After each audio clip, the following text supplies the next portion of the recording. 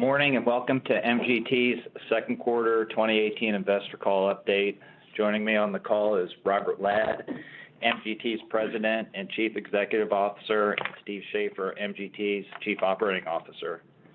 The agenda for today's call is for Mr. Ladd to give an overview of the company and the status of its cryptocurrency business to date.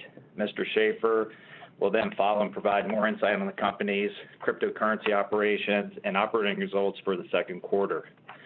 I will then discuss financial highlights of the company for the second quarter and year-to-date periods, and following my presentation, we will hold a Q&A session before concluding the call. Prior to starting the call, I'd like to read the following forward-looking disclaimer. During the call, we may make forward-looking statements about our future financial performance and other future events or trends.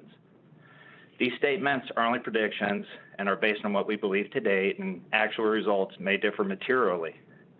These forward-looking statements are subject to the risks, uncertainties, assumptions, and other factors that could affect our financial results and the performance of our business, which we discuss in detail in our filings with the SEC, including today's earnings release, risk factors, and other information contained in our most recently filed 10-K, 10-Q, and 8-Ks. MGT Capital Investments assumes no obligation to update any forward-looking statements which we may make on today's call. With that said, I will now turn the call over to Mr. Ladd for an overview of the company. Thank you, Rob. Good morning. I'll get right to the point. I've been around Wall Street a long time, as you know. And as I said to many of you at the annual meeting this past December when the stock was $5, $6, $7 going straight up along with Bitcoin, we're not as smart as you think. And today the message is we're not as dumb as you think right now. To paraphrase Warren Buffett's words, when you put up even the best managers against the worst business conditions, it's the business conditions that win. And make no mistake, current business conditions in Bitcoin mining stink. The key determinant of mining productivity is the difficulty rate. Since the beginning of the year, difficulty has tripled. It now requires approximately 850 terahash per second in computing power to mine 1 Bitcoin per month. Over the same time, the price of Bitcoin has been cut in half, or slightly more. Those factors combine mathematically to reduce the revenue 80%, basing that on a fixed number of machines. And those machines still have to run flat out, consuming the same amount of electricity, deflating the Bitcoin mining operating margin even more than revenue. I would like everyone to realize this divergence of price and difficulty is at the core of the problem. We believe something will have to give, and looking forward, we expect price to outpace difficulty. Although obviously nothing is certain. However, just like the excess returns from late 2017 didn't last, we believe a more positive convergence is underway. That's not to say the company does not take responsibility for our financial results. Against this backdrop of terrible mining economics, MGT was derailed by the non-performance of our facilities operator in Sweden. Full details can be found in the 10-Q, but in a nutshell, they did not deliver as promised, and MGT was forced to take control of finishing the build and assuming their liabilities. The monetary costs were large, and the delay costs were larger still. The silver lining in this change is that our ongoing electricity and hosting costs will be much less than under the former arrangement. I also want to point out that our reported revenue does not include Bitcoins mined by our investor-owned partnerships, and as such, it vastly understates our mining activity in the quarter. The actual production of coins mined in the second quarter was 162. That's compared to 94 coins in the first quarter of this year. We made the business decision to get the partnerships up and running at full steam to be a priority. Our CFO can better explain the accounting rules, but in summary, the reported numbers do make us look worse than we actually are. Those are my those are my remarks. For a summary of our mining activities, I'd like to turn the call over to Stephen Schaeffer. As many of you know, Steve was appointed COO last month. And frankly, I think this move more than anything speaks volumes about MGT's commitment to the crypto mining industry. Steve is a loud and respected voice in the crypto community, and we congratulate him on his appointment. Good morning. Thank you all for participating in this call today. Thank you, Rob. I really appreciate the opportunity, and I'm very excited for this opportunity to work as COO with MGT as we grow our crypto business and become a bigger part of the digital age. During the second quarter, we completed the material aspects of our construction and improvements at our location in northern Sweden. These improvements, specifically regarding HVAC and networking aspects of crypto mining, allowed us to power on all but 298 of our corporately owned miners. In early July 2018, the remaining 298, by early July 2018, we turned on all of our miners except for the 298 remaining. The remaining 298 have been added to the operation, and at the current time, all of our Bitcoin miners and Ethereum rigs are fully operational. Despite the successful deployment of hardware during the quarter, we did suffer production losses during the period, primarily due to the extraordinarily above average temperatures suffered in Northern Europe this summer. In an effort to combat the high temperatures, we initiated a program of strategic rolling shutdown of the miners at different times throughout the hottest times of the day. This strategy resulted in a significant decrease in hash power on the hottest days. However, we strongly feel this action prevented damage to the miners, which will be crucial to our future production estimates. This strategy did lead to a fairly consistent production for the month of July. At this time, I'd like to give a short commentary, which are my personal views on the status of crypto mining and then the industry and the ecosphere as a whole. Mining obviously is going through, as Rob said, a very difficult period. We've experienced significantly increasing difficulty rates as well as price dropping over the first 6 to 8 months of the year, as well as in the second quarter. In fact, the second quarter, we experienced a 55% increase in difficulty rate while the price stayed fairly stable throughout the quarter. That being said, without getting into price commentary, the fact that we stayed stable, despite all the volatility, shows that there is a bid in the market for Bitcoin and that there are buyers and there are players entering the marketplace which are creating a floor in the prices, hopefully. Overall, we've seen a movement towards industrialization and consolidation within the mining arena. I believe companies which are best capitalized and well-positioned, such as ours, will see the opportunities not seen before in crypto mining.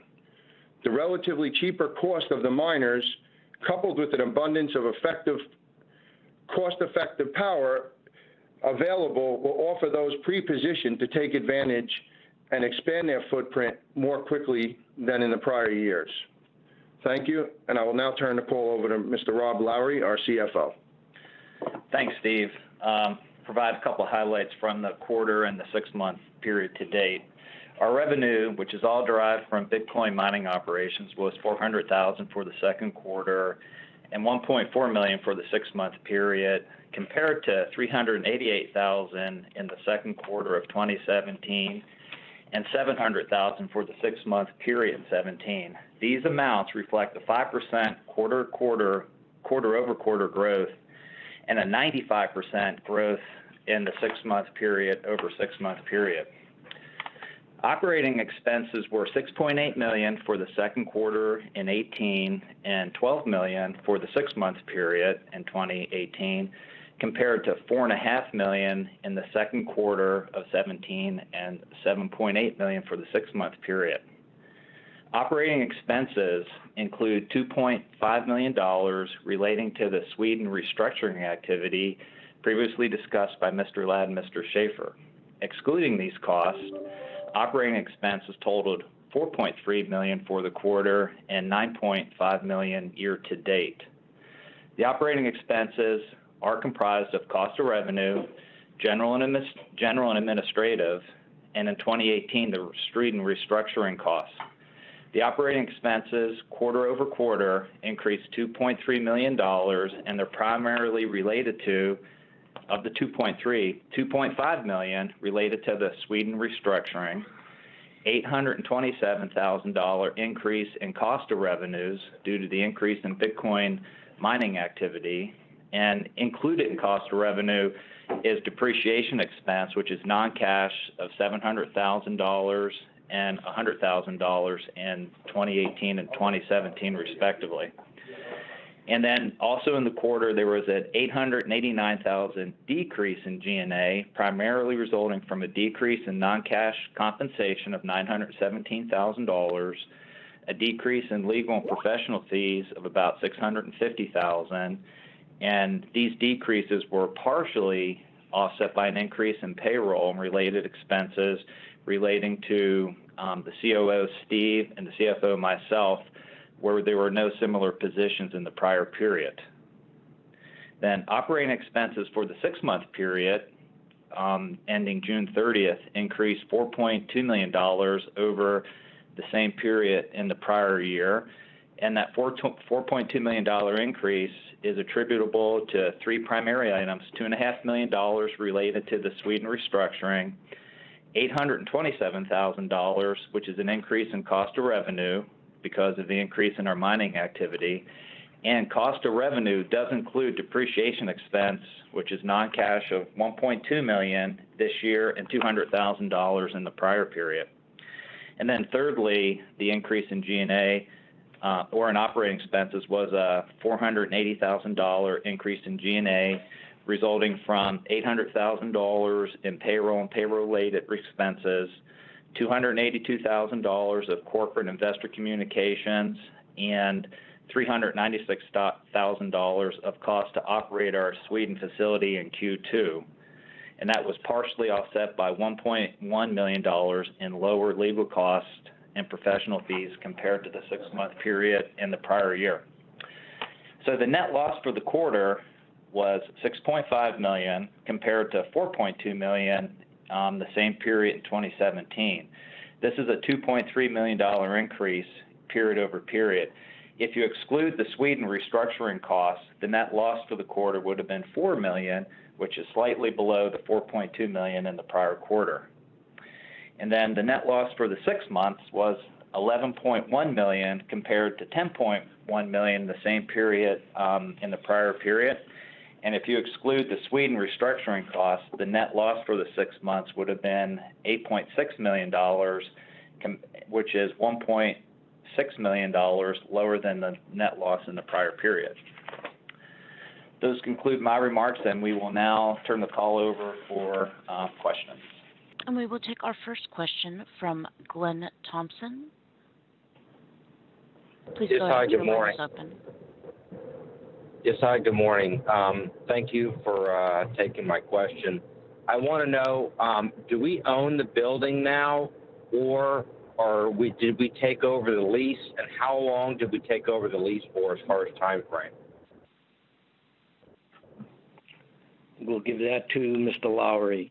All right, good question, Glenn. Thank you. So we did not take over the building. We did form a wholly owned subsidiary called MGD Sweden AB, which is disclosed in our 10Q, and we're in the process of assuming that lease. The lease, I think we said, was for 2 years, and we're going to assume it for the remaining amount. That project is in process right now. So we would become the direct lessee of the building.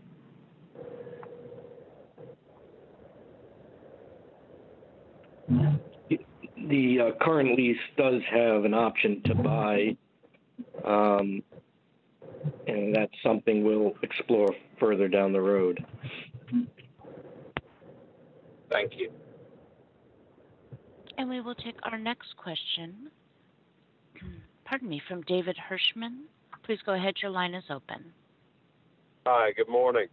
Question, I saw the announcement yesterday about Bit 5, and I'd really like if you wouldn't mind expounding upon the relationship and what it might hold for us in the future going forward. And by the way, guys, I want to say thank you for surviving the most difficult environment I think any of us could ever imagine, and we're still here to talk about it, and I think y'all are doing a heck of a job preparing us for the future. So if you could just talk about the Bit 5, I'd really appreciate really understanding that. Give that one to Steve. Good morning, David. Thank you for the call and appreciate the kind words. So as far as the Bit 5 deal, which was put out in a press release yesterday, I think shareholders should take that as our cognitive or our plan for the future to kind of expand our scope within the crypto arena. You know, although pure play mining is obviously a great business when it's great, we feel that we need to build some sort of hedge to protect ourselves from downside risk within any particular cryptocurrency that we're mining, which at this point, obviously Bitcoin is where, you know, primarily we're generating our revenues. So with that being said, you know, we feel we need to start getting out in front of some of the future technology curves, and that project, building a specific size container that we felt that would be easy to ship, easy to deploy at future locations as we expand, was a real strategic decision. Bit 5 had brought that to us, saying that they saw there was a need in the arena for it or in the space. We're collaborating with them on design and development of the prototype. I'll let Rob, when I get off, explain some of more of the economics of the deal, but rest assured that it doesn't take a tremendous amount of our time and burden as a project, so it's certainly not diverting us from our day-to-day activities running our Bitcoin mines. And I'd like everybody to just take away from it that, you know, we're envisioning ourselves going forward as more of infrastructure company for the digital age, not just a pure play miner. So I'll let Rob expound more on the financial details related to that particular transaction. Going to be specific as to which Rob, so it's Rob Ladd. The numbers are, we get a fixed single-digit royalty based on gross sales. Our capital commitment is pretty small, but I think to put it in perspective, it's something that has, to our view, really just upside, and by attaching royalties to the gross revenues, we think we can actually get a very nice return when these things start selling.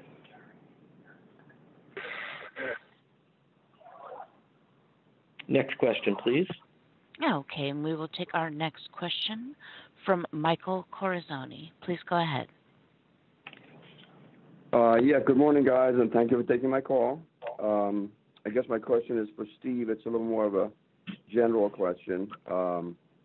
With your move from the U.S. to Sweden, I'm curious, do you guys expect the next move to be further east, maybe into Europe, or opportunities back in the U.S.? What are you guys seeing out there? Good morning, Mike. Thanks for the call. Appreciate hearing from a friend over at Oppenheimer. To answer your question, I think the power dynamic has changed. Obviously, we made the move to Sweden because we were ahead of the curve, I feel, in that we saw the freezing and the discontinuance of any engineering projects out in Washington. In fact, there's a bill floating out there right now to triple the base power cost for all hosting centers. So, I don't know what's going to happen in Washington. Although I will say Sweden, we have very good economics there. It was a place that we felt that we can get up and running fairly quickly. Obviously, the ambient environment is very suitable for Bitcoin mining. However, it is quite a trip for us, and we're seeing much more opportunity, and we're exploring these opportunities domestically in North America. If I had to guess, I would think that our next expansions would be domestically in the U.S. or at least in North America. We're exploring opportunities up in Canada as well. However, I think that there are numerous opportunities for large amounts of power at the prevailing market rates for what power companies are charging available for us as we have the capital and the ability to expand. I don't think power is going to be our greatest challenge, in that endeavor. Next question, please. Yes, our next question will be from Gary Corselli. Please go ahead. Hi, good morning. Can you hear me? Yes, fine. Good morning. Quick couple of questions. In regard to adding miners to the existing location in Sweden, I did notice a drop from Q2 to date of a large chunk of capital. My hope is that we're continuing to invest in Sweden, number one. And number two is the miners in Washington State. Does it make sense to consolidate the 500 in Washington State and move them to Sweden to maximize efficiency? I'll take the first one. I'd love to tell you we bought 4,000 miners at $500 because they are down. Truthfully, these payments were several of the liabilities that were due to the power company there, and did not go into increasing number of machines. I'll let Steve address the shipment issue. All right. Yeah, just one thing I would add as far as Sweden's concerned. So, although we have no assurances, or to be quite frankly, I don't even have a high level of confidence, but there is a possibility that we may be able to get what's called a rolling transformer brought to our location in Sweden, which, if that actually happens, will pick up 10 megawatts of capacity in addition to what we have there. However, I think that would be a 2019 event if it does happen. Certainly, there's no assurances, and Vattenfall Energy, which is the energy company out there, is just throwing out the possibility that they may have additional power left on the local grid, which, if they do, they would put up what's called a rolling transformer that we would be able to draw down an additional 10 megawatts. As far as moving the machines from Washington to Sweden, it absolutely makes no sense for two reasons. Primarily, our power deal in Washington is pretty fair. I mean, we've been out there now for quite some time, and our power costs are the same as they've been for the prior 2 years. We're just working off of that same contract, so it's not like we're seeing a major escalation in operating cost out there. So there's no reasons to move because of an increase in operating cost. Furthermore, to ship from Washington to northern Sweden, as we learned in the first quarter, is not a cheap thing to do. So to ship 500-600 machines that we have out there over there and pay those expenses, especially considering that those machines were batch 2 and batch 4 of the S9s released from Bitmain, it probably wouldn't make a lot of sense. It would probably make more sense to either wait until new machines come out, newer technology, and then utilize that power with a new, more efficient machine, and/or just let them run their life and perform under our existing power contracts that we currently have. And our next, so sorry about that. Our next question will come from Thomas Buell. Please go ahead. Hello, how are you guys doing this morning? Good morning, Thomas.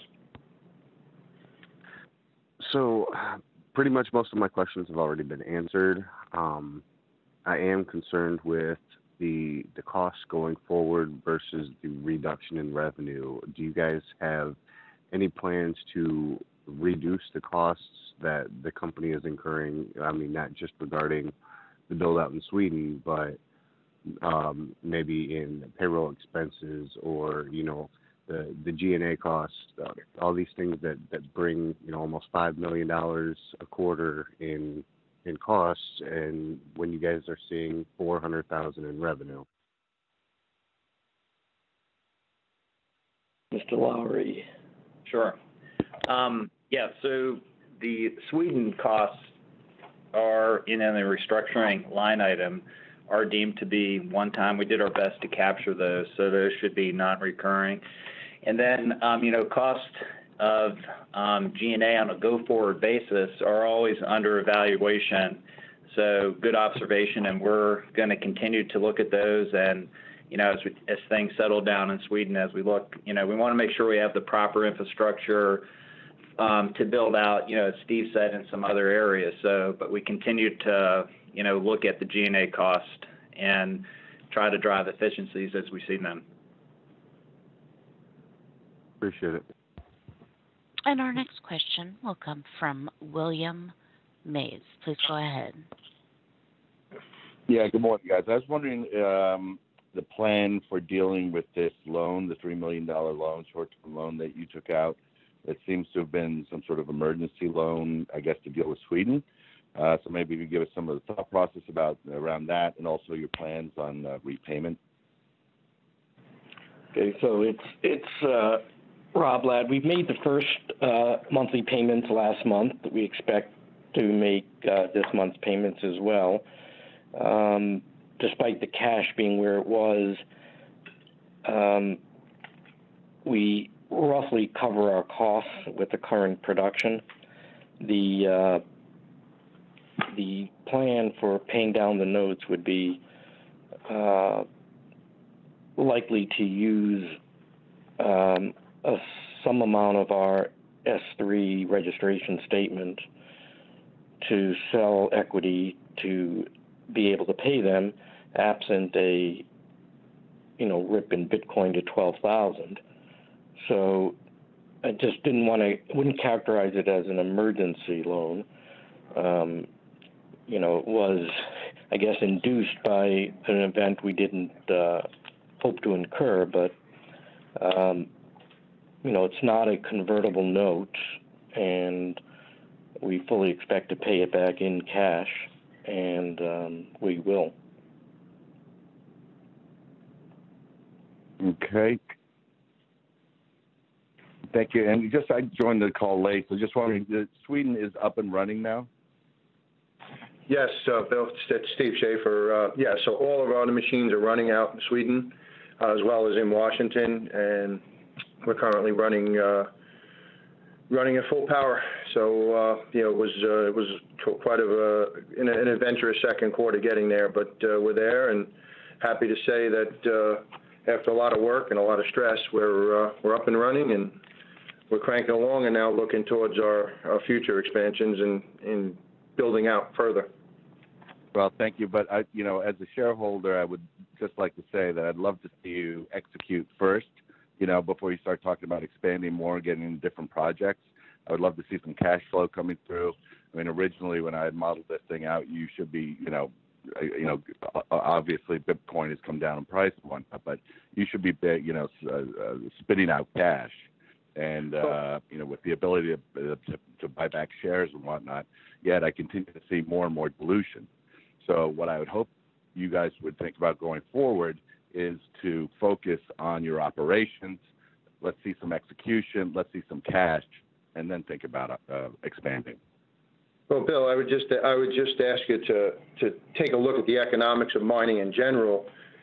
We've seen probably about an 80% decrease in net profitability in mining, and that's just a rough guess off the top of my head, in 2018.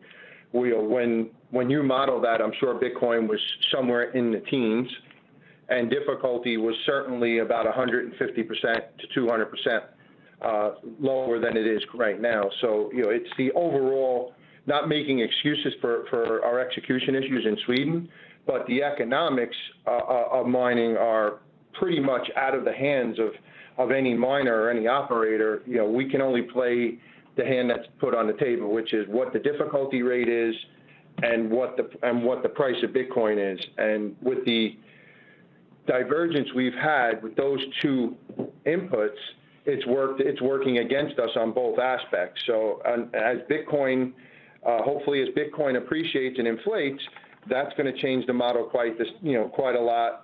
As far as difficulty, that's something that's obviously out of our control as well. That's based upon the overall size of the network. So certainly when we put our models together and said, okay, well, we're going to have 6,500, 7,000 machines running, and we did that. It looked really good at 18,000 Bitcoin, and the total network being at about 15 to 18 exahash. Right now we currently have a network that's 2x, almost 3x that size, and obviously Bitcoin prices dropped 70, 80%. And I think that all of this is an MGT call, but just as a commentary, I think if you look at the other crypto stocks, we've all been punished the same, and somewhat equally, I think if you look at it in respect to the overall economics of Bitcoin mining as a whole. So, we need to be, we're confident we've gotten through our execution issues in Sweden, and we need to be ahead of the curve so that when there is that next move in Bitcoin, which, to me, the most exciting thing I've seen was that announcement the other day from BACT and the ICE. The fact that the New York Stock Exchange, principal shareholder ICE, which is Intercontinental Exchange, Starbucks got the highlight, but to me they were the most insignificant in that group. You had BACT, you had Susquehanna Group, which is a large broker-dealer, Silver Lake, which is if not the largest, one of the largest PE players in the world. These intelligent, well-capitalized folks are making a significant investment, and the fact that the New York Stock Exchange announced that they're going to be bringing a product out to the retail market in November, that to me was the most significant announcement of the year when it comes to the crypto ecosphere. And I want to make sure that we're doing everything we can to be positioned for when that comes out and that goes live. I believe we're going to see a major appreciation, and that's just my opinion, not the corporate stance. I believe we will see a major inflation of the price, bringing better economics to mining. Next question, please. Yes, our next question comes from Gregory Olson. Please go ahead. Good morning, gentlemen. Congratulations on weathering a tough storm. I'm just curious, the tone of all three of you does sound positive despite the economic conditions. What do you see going forward in terms of the need perhaps to raise cash? Are you feeling that that's a possibility? So our plans it's Rob Ladd, the plans for raising cash are to put it to a productive use. And we would like to, I don't want to say outpace difficulty with units. However, that's pretty much what we'd like to do is we'd like to secure very low cost facilities for electricity and hosting. And as Steve said, ideally in the U.S., and secondly, take advantage of some historically low machine prices from Bitmain. And combination of those two, we would, we're taking it one step at a time, power first, then the machines. The machines are easily available. But again, the view is to get a return on that capital that's if not excessive now, will be when Bitcoin economics turn.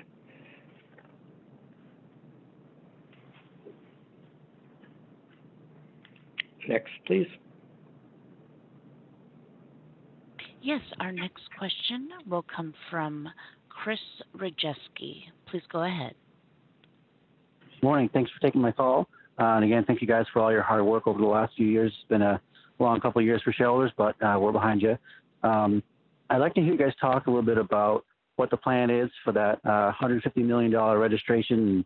What is holding us back from using it in a way that's, cost effective and beneficial to the shareholders, not dilutive. It's a little, I guess, I'm not sure how to take it when you guys say, you're going to use some of that to pay back the loan that was given to us, unsecured. So they must have confidence we're going to pay it back. How do we get ahead of the curve, like you said, get more miners and be ready for that? How do we plan to use that in a good way for shareholders? So again, I'll take that. The expectation is, and there's another old saying on Wall Street, people don't like stocks that are going down. And, I recall back July of last year, stock was, I think, 60 cents or whatever, and everything was horrible. We could do nothing right and couldn't get capital, and we had to borrow money from vultures and all this kind of stuff. There will be a time that prospects look better, and I hate to be as simplistic as saying it does follow Bitcoin, but a stock is a stock, and you guys on this call know 10,000% more than anyone else about the company. Most people know we're a Bitcoin company. There are algos in the market that trade based on price of Bitcoin. So I think one benefit you should feel is that we know the market and will ideally sell shares to buy machines at appropriate times. And, as I said, we're not in a position where we certainly don't need $150 million to live.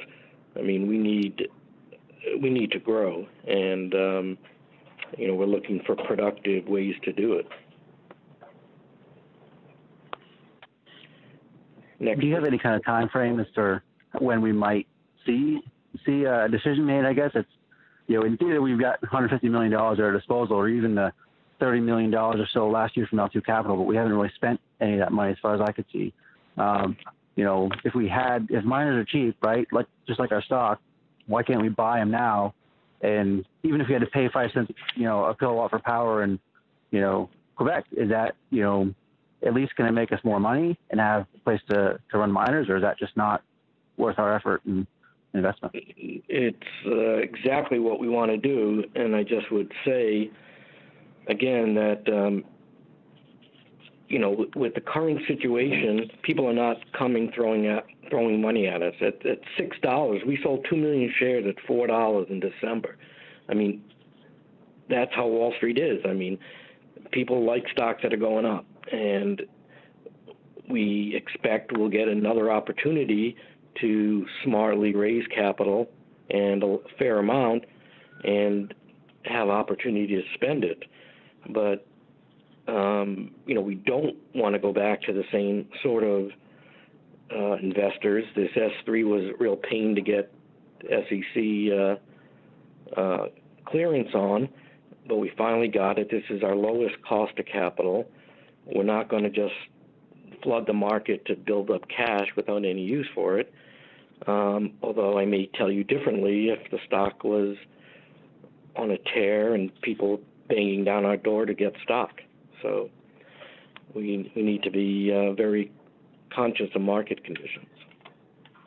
And I'd say right now, market conditions are bad. And our next question will come from James Farrell. Please go ahead.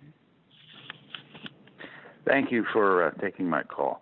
A couple of questions that are related. What is our cost per coin? In other words, what's the break-even price of Bitcoin for us to be profitable per coin? And do we sell, keep? What's our strategy for the coins that are mined? So right now, to look at it, mathematically, our marginal cost of production, if you will, is, with the difficulty as high as it is, and in my remarks I gave some numbers, terahash and everything else, but dividing it all out, the break-even point marginally is about $4,000 right now per coin. And that's with a super efficient producer like us. I don't know that anyone other than people that steal electricity have lower costs. There might be some in Russia or some other state-owned sort of things, but that's where we stand on a marginal basis. And as far as holding, Unfortunately, right now, we'd love to hold more, but right now, every dollar we don't get by selling the production requires a dollar from somewhere else. And if that marginal dollar has to come from selling stock, we'd prefer to sell the Bitcoin right now. And follow up on the current price here with the application for NASDAQ. Could you give us an update? What do we expect? Should they not be giving us a response soon? And what do you think we would have to do to get on NASDAQ? All right, so what I think we need to do for NASDAQ, we have a reverse split authorized of only as much as 1 for 2. So to meet NASDAQ initial listing, it's $4 price, although maintenance is only $1, but you still need the $4. So the internal goal, if you will, is to get the stock to at least back to $2 so we can use that reverse split we have to meet that. That's the primary stumbling block. And again, sometimes companies do it by doing a greater reverse split. We try to avoid that, and we don't have authorization for that. So our internal goal is to, again, get the stock back to a level. And again, sounds like we control. We don't, obviously. But hopefully some good news in the industry and, some investors that want to take a stake in the business show up and things look a lot better. And our final question will come from Pierre Keedy. Please go ahead. Hello, good morning, everybody, and thank you for giving me the opportunity. My question is pretty straightforward. It's actually unrelated to Bitcoin mining, and as much of those questions I've had have been answered. Very good questions. Can you guys hear me clearly? Yes. So those were very good questions asked by the other investors. And so my question is related to your cybersecurity division, and more particularly the privacy phone developed by Mr. John McAfee. What are your plans moving forward, if any plans at all, in those regards as far as production and sales and distribution of the privacy phone that was mentioned late in 2017, mid to late 2017? Yeah, so you might have missed. So in January this year, for various reasons, including Mr. McAfee's influence or activities in the ICO market, we ended up parting ways from a business point of view. While the exit terms include that we still have royalty rights to any phone that may be developed by him on the outside, the company MGT refunded all the pre-deposits. We had about 200 deposits. We refunded those. So we have no direct interest or ownership in a privacy phone or in the Sentinel product in the cybersecurity. So I'll just sum up by saying we know it's tough when no one's happy.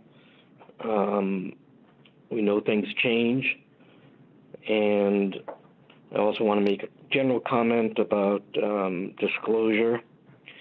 As a public company, we run a very fine line, between Elon Musk just putting shit out that he's going to take the company private and getting away with it, and frankly, the right way to disclose things, which is you really should disclose material events quarterly or through an 8K. And I know all the shareholders on this call, aching to know, what's going on. And when only thing you know is the stock price, there's a tendency to think either things are horrible or things are great. We do our best to try to keep investors informed. We'll still do that. we started these quarterly conference calls, and appreciate the support, and keep those letters coming, as they say. Thank you very much. And this does conclude today's call. Thank you again for your participation. You may disconnect now.